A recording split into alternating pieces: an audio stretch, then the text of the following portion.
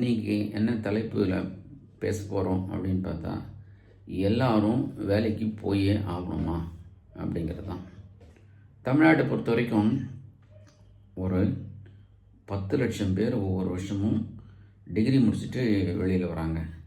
அப்போது இந்த 10 லட்சம் பேரும் வேலைக்கு போகணும்னா அத்தனை வேலைவாய்ப்பு இல்லை. யார் யார் நல்லா இருக்காங்களோ, காம்படிட்டிவாக மேலே வராங்களோ அவங்களுக்கு மட்டும் வேலை கிடைக்குது, மற்றவங்க வேலை இல்லாமையும் இருக்கிறாங்க. இது தவிர்த்து தொழில் முனைவோர், தொழில் செய்கிறதுக்காக வரக்கூடியவங்க ஒரு 5லேருந்து 10% வரைக்கும் இருக்கும். மீதி எல்லாரும் வேலைக்கு போய் தான் ஆகணும் அப்படிங்கிற மைண்ட் செட்டில் இருக்காங்க.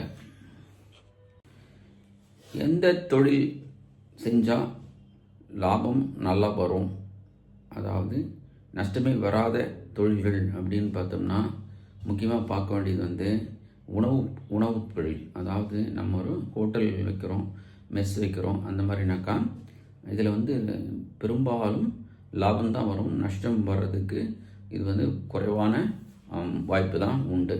சரி, இது இல்லாமல் என்ன தொழில்கள் பண்ணலாம், அதாவது வேகமாக விற்கக்கூடிய பொருள்கள் அதெல்லாம் நம்ம அது தயாரிப்பில் இறங்கலாம். அதுக்கெல்லாம் பேர் ஃபாஸ்ட் மூவிங் கன்சியூமர் குட்ஸ் அப்படின்னு சொல்லுவாங்க, FMCG அப்படிங்கிறது.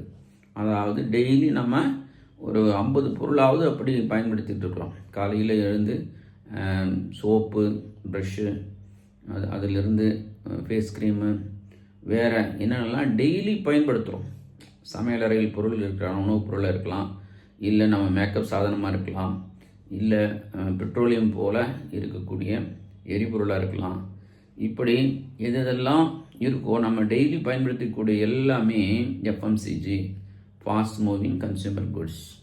சரி, இதில் முதலீடு பண்ணால் எப்படி லாபம் வரும் அப்படின்னாக்கா, இது வாங்கித்தான் ஆகணும். இந்த பொருட்கள் எல்லாம் நம்ம டெய்லி காலையிலேருந்து சாயங்காலம் வரைக்கும் ஒரு 40-50 பொருளாவது பயன்படுத்துகிறோம். அதனால் இந்த பொருட்கள் தீர்ந்து போனால் வாங்கித்தான் ஆகணும். அப்போது தயாரிப்பாளருக்கு கண்டிப்பாக வேலை உண்டு. அவர் தயாரிக்கிற பொருள்களை இங்கே மார்க்கெட் பண்ணுறதுக்கான வாய்ப்பு உண்டு. ஆனால் முக்கியமான ஒரு விஷயம் இதில் கவனிக்கணும். இதில் போட்டி, யாரெல்லாம் காம்படிட்டர், ஒரே பொருள் சோப்பு அப்படின்னாக்கா யாரெல்லாம் செய்கிறாங்க அப்படின்னாக்கா அது காம்படிட்டர். அதே மாதிரி தான் எல்லா விஷயமே. ஒரு ட்ரெஸ் மெட்டீரியல் அப்படின்னாக்கா காம்படிட்டர் யார். ஸோ ஒவ்வொரு பொருள், அது FMCGயாக இருந்தாலும் சரி, மற்ற பொருளாக இருந்தாலும் சரி, எந்த அளவுக்கு விற்பனைக்கு வாய்ப்பு இருக்குது அப்படிங்கிறத முன்னாடியே அனலைஸ் பண்ணிவிட்டு அந்த தொழிலை இறங்கணும். அப்படி இறங்கினா வெற்றியே வரும் என்பதை சொல்லிக்கொள்கிறேன். நன்றி.